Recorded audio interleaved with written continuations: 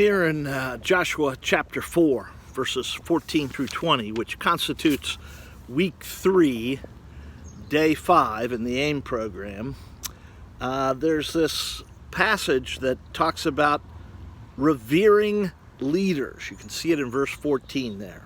It says that after they crossed the dry riverbed of the Jordan, that the people began to revere Joshua in the same way that they used to revere Moses.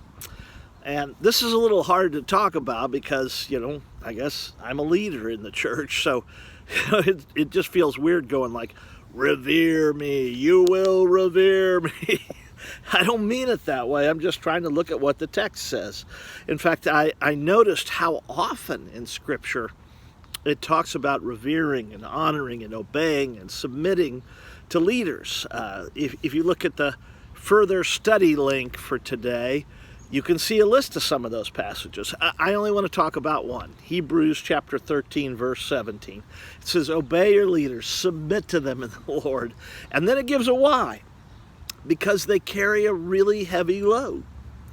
And I have found that to be true, that leaders carry an unusual, they get blamed for a lot of stuff they didn't do, but they also get credit for a lot of stuff that they really weren't responsible for.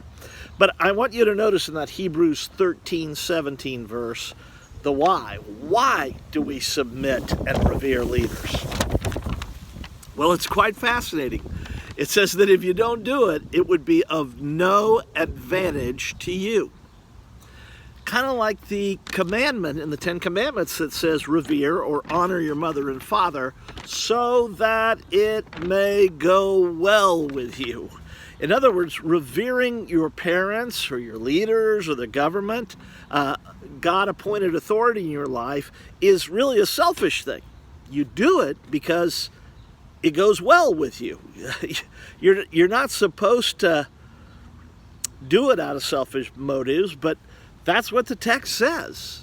If you revere your leaders, you get the benefits.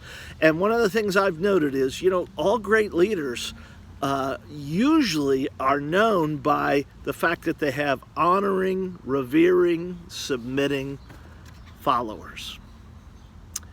Revere Joshua like you revered Moses because he carries a heavy load. And if you do so, it'll go well with you.